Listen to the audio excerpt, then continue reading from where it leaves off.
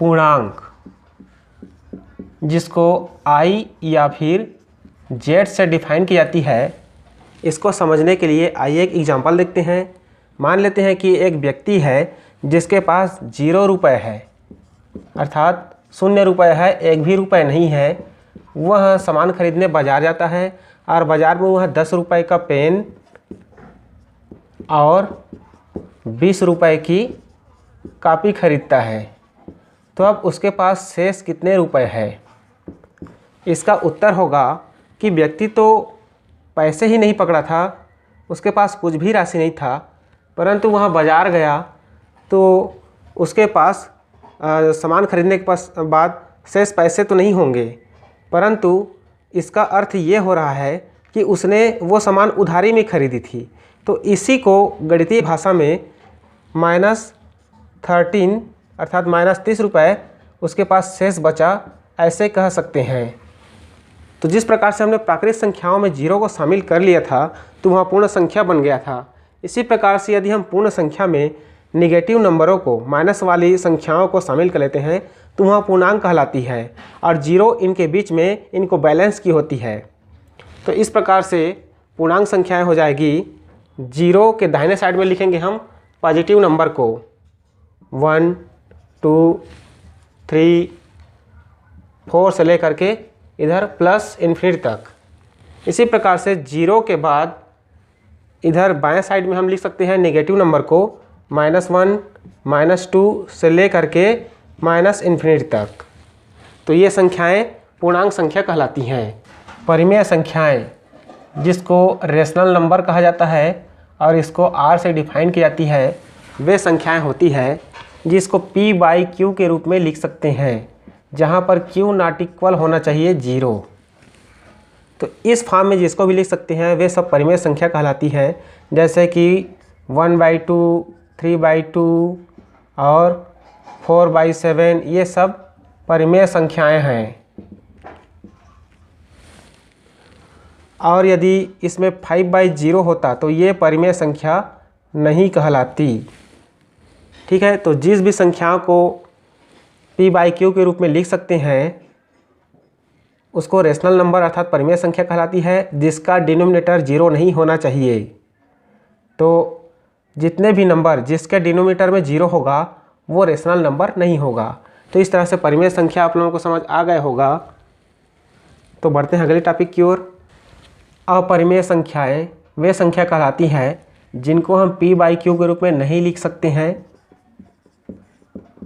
और जिनमें रूट लगी होती है, वे परिमेय संख्या नहीं कहलाती बल्कि अपरिमेय संख्या कहलाती है।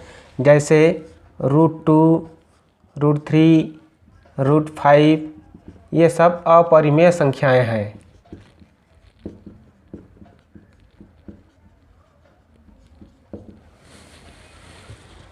परंतु वे रूट जिनको सॉल्व करने से उसमें से रूट जो है ख़त्म हो जाए, वे संख्याएं परिमेय संख्या कहलाती है। जैसे √4 को हम आगे सॉल्व करेंगे तो इसका आंसर आएगा 2। तो 2 में से देखो यहाँ से रूट नहीं है, अतः यहाँ अपरिमेय संख्या नहीं बल्कि यहाँ परिमेय संख्या कहलाएगी। तो इस तरह से √4 होगा परिमेय संख्याएं, और वे सभी रूट वाले संख्याएं परिमेय संख्या कहलाएंगी जिनका सॉल्यूशन एक परिमेय संख्या हो, अर्थात उसमें उसके जो आंसर है वो उसमें से रूट हट जानी चाहिए। तो वे अपरिमेय संख्या नहीं बल्कि परिमेय संख्या कहलाएंगी, और जिनमें से रूट नहीं हटता वे अपरिमेय संख्या कहलाएंगी। अपरिमेय संख्याओं के गुण। अपरिमेय संख्याओं के गुण है पहला, परिमेय संख्या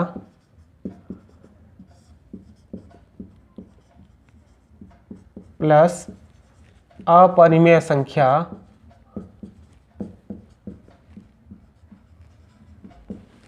इक्वल अपरिमेय संख्या।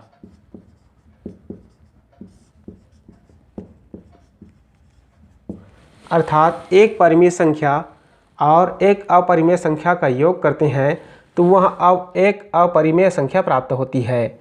जैसे हम ले लेते हैं एक परिमेय संख्या 2 और एक परिमेय संख्या 2 को हम एक अपरिमेय संख्या √3 में जोड़ देते हैं तो प्राप्त आंसर 2 + √3 होगा, जो कि एक अपरिमेय संख्या होगा।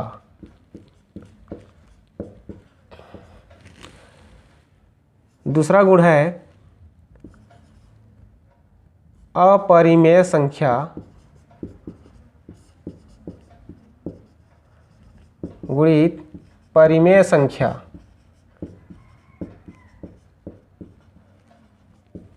बराबर अपरिमेय संख्या।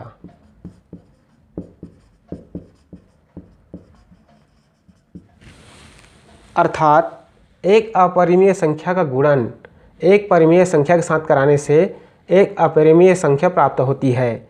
एग्जाम्पल के लिए एक अपरिमेय संख्या √3 का हम मल्टीप्लाई कराते हैं एक परिमेय संख्या 2 के साथ, तो हमें प्राप्त होता है 2√3, जो कि एक अपरिमेय संख्या है।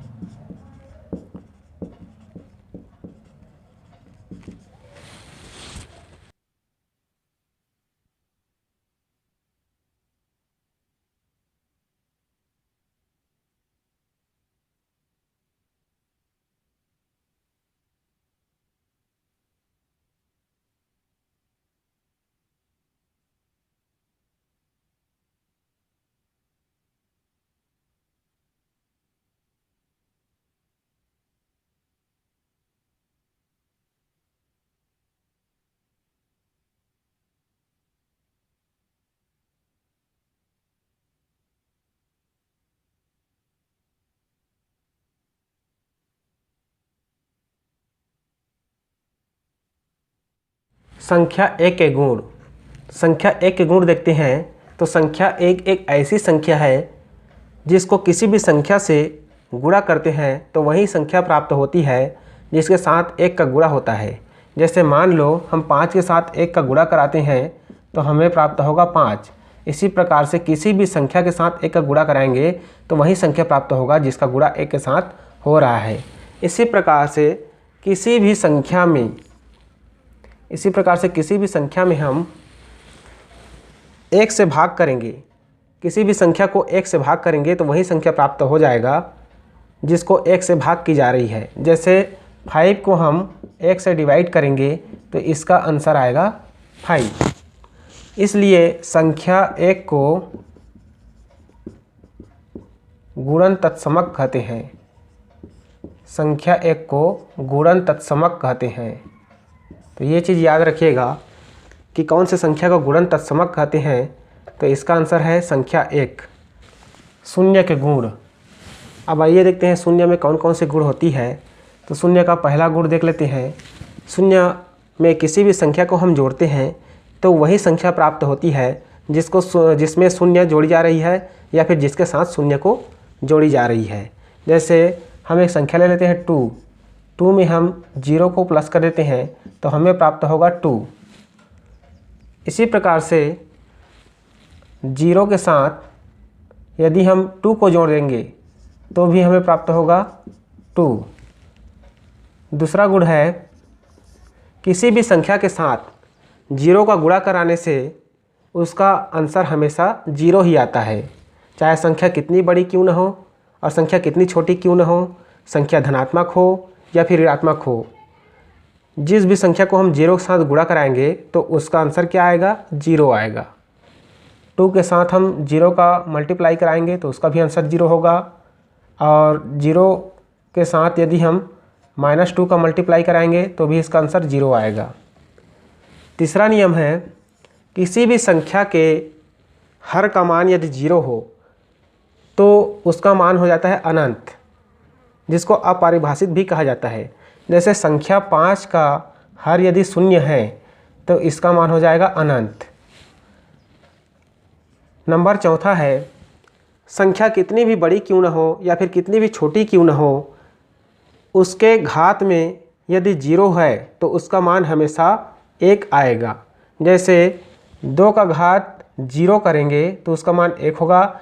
इसी प्रकार से 599 का घात 0 करेंगे तो उसका आंसर 1 आएगा। तो संख्या कितनी भी बड़ी हो कितनी भी छोटी हो इससे फ़र्क नहीं पड़ता, उसके घात यदि 0 है तो उसका मान 1 आएगा। तो ये तो रहा शून्य के गुण। तो शून्य को योज्य तत्समक भी बोला जाता है। शून्य को योज्य तत्समक कहते हैं, योज्य तत्समक। इसलिए कि शून्य के साथ किसी भी संख्या को जोड़ेंगे तो वही संख्या प्राप्त होगा जिसके साथ शून्य जुड़ रहा है, इसलिए शून्य को योज्य तत्समक कहा जाता है।